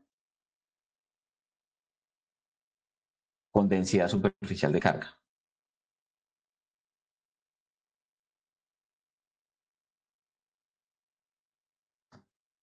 Simplemente una nota para que tengamos eso en cuenta. Entonces, esa expresión de la corriente, I igual a sigma por la magnitud del campo y por el área,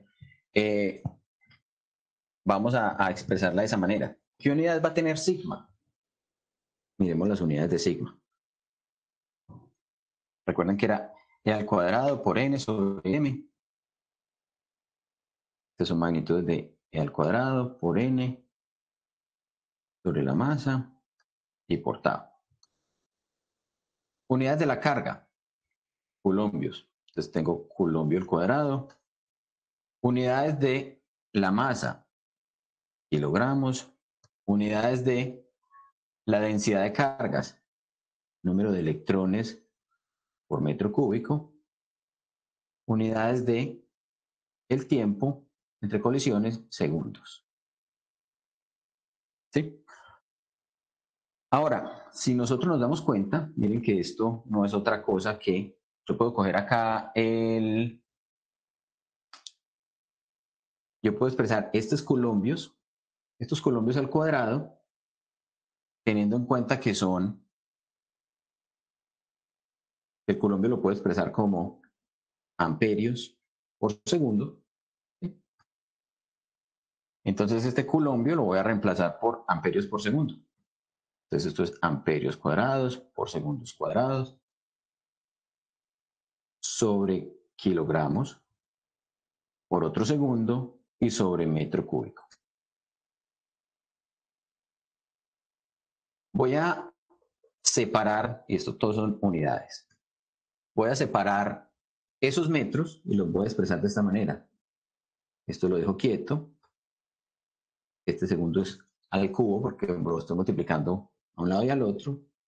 Acá tengo los kilogramos. Esto lo voy a dejar metros cuadrados y por metro.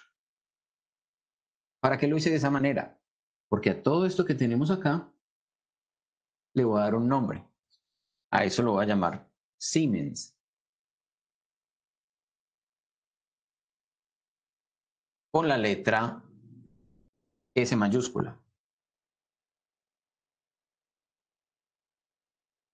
Entonces las unidades de la conductividad son Siemens sobre metro. ¿Listo? Ahora, de esta expresión que teníamos aquí, y que era sigma por el área, por la magnitud del campo eléctrico, si recordamos que el campo eléctrico, que la magnitud del campo eléctrico era la diferencia de potencial sobre L, entonces miren que ahora puedo expresar esto en términos de sigma por A por B sobre L. Y esto que tenemos acá, lo voy a llamar 1 sobre R.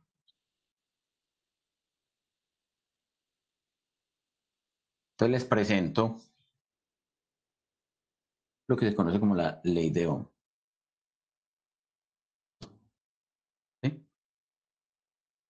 ¿Cómo conocemos la ley de Ohm en su forma simplificada? Decimos que el voltaje es la corriente por la resistencia, V igual I por R. En algunos casos hay una forma mnemotécnica de recordarlo y es por medio de un triángulo. En ese triángulo ponemos IR aquí abajo y aquí ponemos V. Entonces, si quiero conocer el voltaje, entonces multiplico I y multiplico R. Si quiero conocer la corriente, entonces divido V sobre R. Si quiero conocer R, divido V sobre I. Entonces, así de pronto es como ustedes se las explicaron en caso que hayan visto esto en el colegio, ¿cierto? Miren que entonces, esencialmente lo que voy a tener allí es que a ese término de conductividad también lo puedo reemplazar por otro parámetro, 1 sobre ρ. Entonces esto es conductividad y esto se conoce como resistividad. Entonces ambas son propiedades del material. Una es el inverso de la otra. Entonces las unidades, por ejemplo, de la resistividad van a ser cuáles. Como es el inverso de la conductividad, entonces metros sobre Siemens, pero eso recibe un nombre. 1 sobre Siemens se conoce como ohmio. Entonces la resistividad va a estar en términos de ohmios metro. Estos se llaman los ohmios.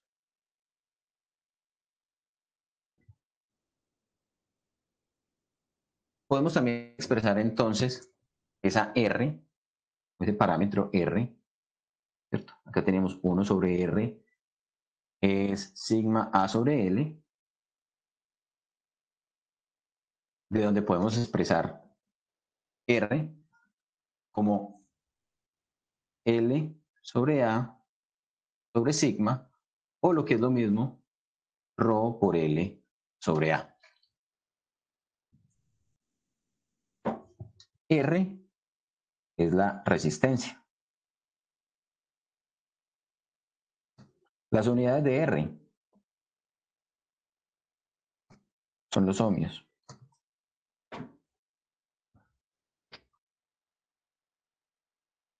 Miren, entonces, si la longitud incrementa, la resistencia incrementa.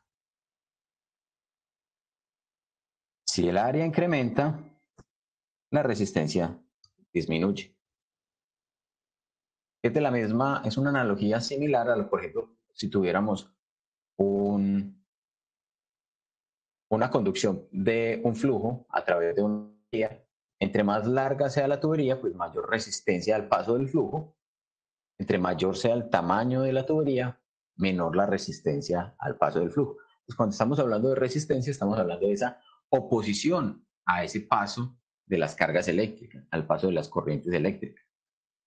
Ese ohmio también se puede expresar en términos de voltios sobre amperio. ¿Listo? ¿Cuánto sería entonces la conductividad del cobre?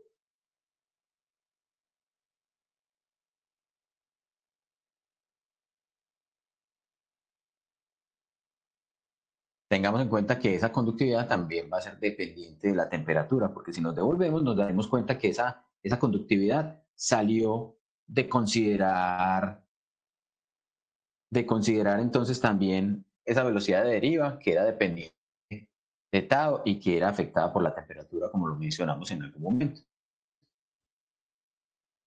Entonces tengamos en cuenta eso. Entonces esa conductividad en el caso del cobre a temperatura ambiente, entonces va a ser igual a ¿quién?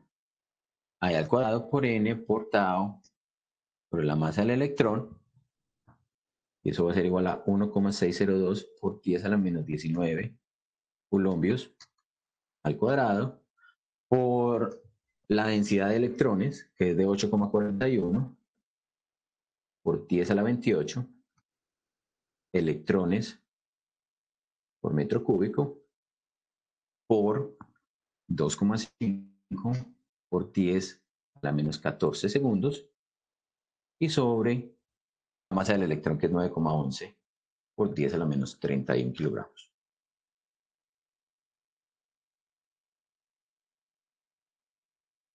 Entonces, la densidad, perdón, la densidad no, la conductividad del cobre, temperatura ambiente, va a ser igual a 5,96 por 10 a la 7. ¿Qué? Siemens por metro. Y ustedes pueden verificar las unidades y revisar que las tengamos adecuadas. ¿Cuánto sería entonces la resistividad del cobre? Sobre también la temperatura ambiente, 1 sobre sigma, eso va a ser de 1,68 por 10 a la menos 8 ohmios metro. ¿Qué ocurre, por ejemplo, con los materiales entonces que tienen buenos conductores? Los buenos conductores entonces van a tener conductividades altas y van a tener resistividades bajas. Los malos conductores van a tener conductividades bajas y resistividades altas. ¿Cómo podemos determinar, por ejemplo, cuánto o cómo afecta esos parámetros, cómo nos afectan, por ejemplo, la corriente? Supongamos que vamos a tomar un trozo de material para que hagamos una cuantificación. Ese trozo de material, pues, puede ser un aislante o puede ser un conductor. Supongamos que esto mide 1 metro. L es igual a 1 metro. Supongamos que esto mide aquí 1 milímetro. 1 milímetro por aquí y 1 milímetro por aquí. Entonces, el área que tenemos acá es de 1 por 10 a la menos 6 metros cuadrados. 1 millonésima de metro. ¿Listo? Si suponemos que le ponemos una diferencia de potencial de 1 voltio, es decir, esto acá lo conecto a una batería.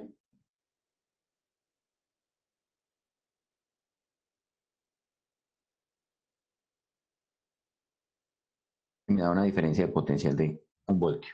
¿Qué es lo que esperaríamos entonces? Esperaríamos que haya una corriente.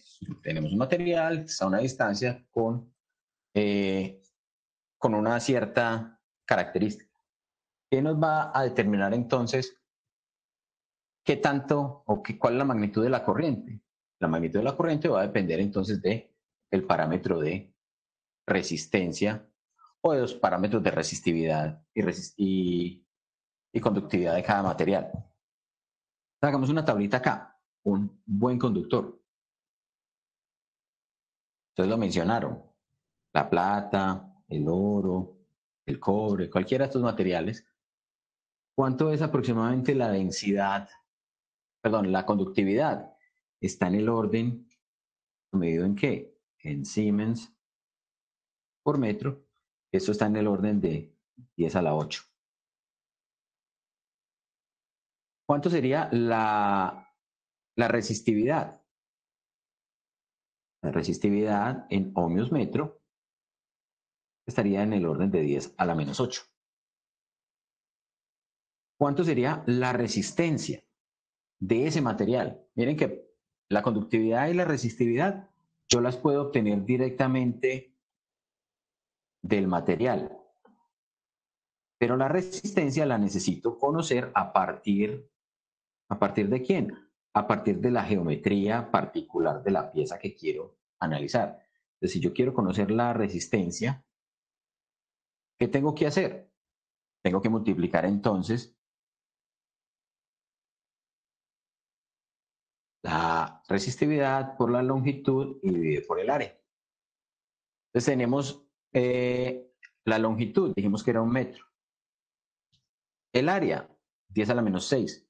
Entonces, ¿cuánto sería la resistencia de ese trozo de material?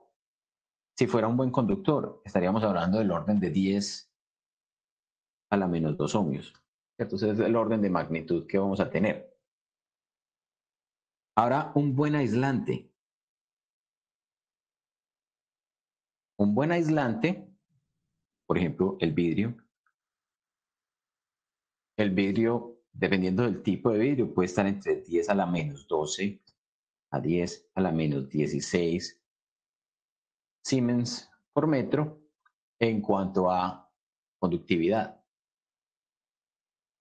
La resistividad sería del orden de 10 a la 12 a 10 a la 16.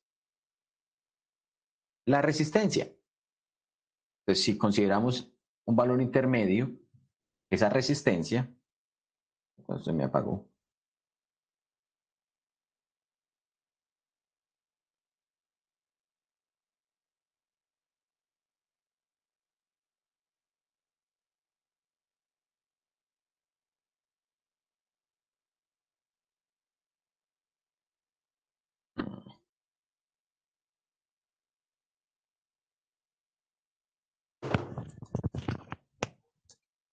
Nuevamente dificultades técnicas.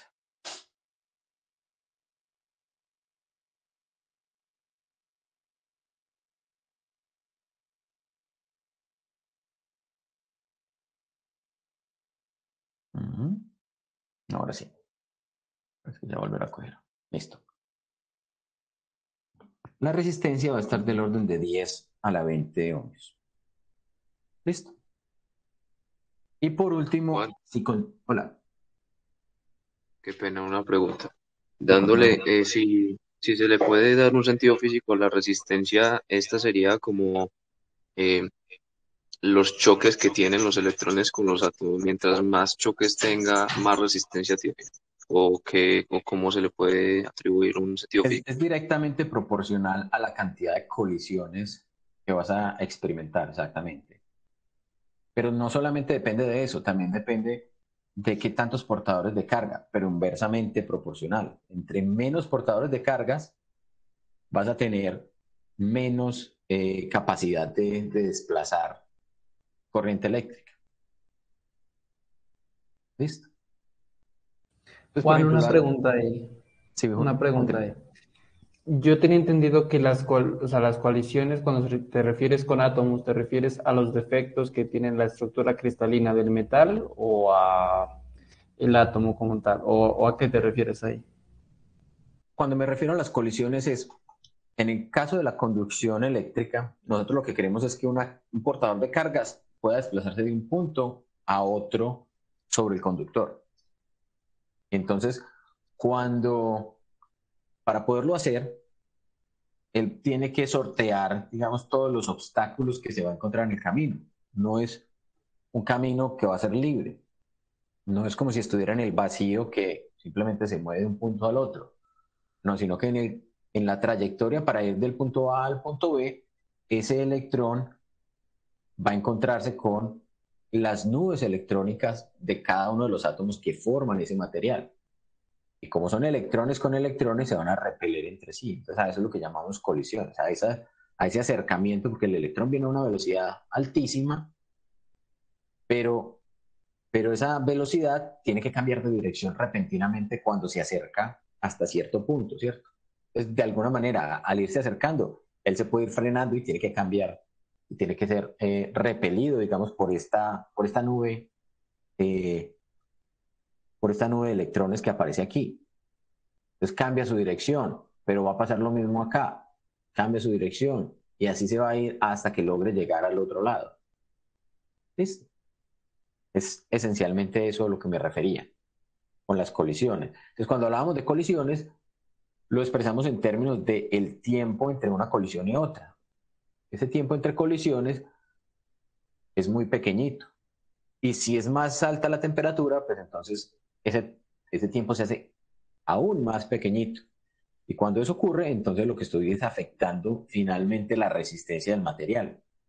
Entonces eso es lo que, a eso es lo que hacía referencia. Listo. No sé si eso te explica lo... No, no, sí, eso sí, solo que en el video del laboratorio pues lo explicaba no como que se chocaba con las nubes electrónicas, sino que se chocaba con los defectos cristalinos, dislocaciones, todo eso del material. Entonces esa era Digamos mi que, duda y pues tenía esa duda. pues obviamente cuando tenés una dislocación o un faltante, un agujero dentro de la red cristalina, el electrón no puede seguir, sino que tiene que moverse alrededor de ese, de ese defecto que tenga el material. Entonces, obviamente un material con mayor cantidad de efectos, pues también va a tener una mayor oposición a que pasen las cargas eléctricas. Esencialmente eso. Listo. Listo, Juan. Bien, entonces miren que ahora ya tenemos un valor para la resistencia de cada uno de estos materiales, los buenos conductores y los buenos aislantes. Entonces, si aplicáramos esa ecuación de B igual a I por R, considerando que queremos conocer la corriente, I igual a B sobre R, miren cuánto sería la magnitud de la corriente para esa diferencia en un buen conductor. Entonces tenemos 1 voltio y vamos a dividirlo por esta resistencia que tienen los buenos conductores. 10 a la menos 2. Eso me da, ¿qué? 100. ¿100 qué? Las unidades de estos son amperios. Entonces estamos hablando de que están pasando 100 columpios de carga en un segundo. O sea, si cuantificó en un segundo de tiempo, están pasando 100 columpios de carga. Eso es una cantidad de carga impresionantemente grande para ir en ese material que tiene una longitud de 1 metro. Y ahora, si consideramos un buen aislante, esa magnitud de la resistencia es del orden de 10 a la 20. Y entonces la corriente que vamos a obtener es de 10 a la menos 20 amperios. ¿Qué significa una corriente de 10 a la menos 20 amperios? Pues si nosotros consideramos que un electrón es 1,6 por 10 a la menos 19 coulombios, acá estamos diciendo están pasando menos de un electrón cada segundo. Es decir, en un buen aislante, ni siquiera un solo electrón es capaz de pasar a esa diferencia de potencial. ¿Cómo se podría lograr que haya conducción? Cuando excedemos la resistencia dieléctrica de ese material, que eso fue lo que mencionamos en las clases anteriores. Era posible llegar a una diferencia de potencial tan grande que los campos eléctricos fueran lo suficientemente intensos para que ese material dejara de ser aislante y se convirtiera en conductor. ¿Está bien? Entonces, esa fue nuestro primer acercamiento a esa ley de Ohm. En la próxima clase, entonces, continuaremos hablando de la ley de Ohm y haremos las aplicaciones correspondientes para poder entender qué podemos hacer con la ley de Ohm y cómo vamos a resolver los problemas de resistencia que nos puedan aparecerles.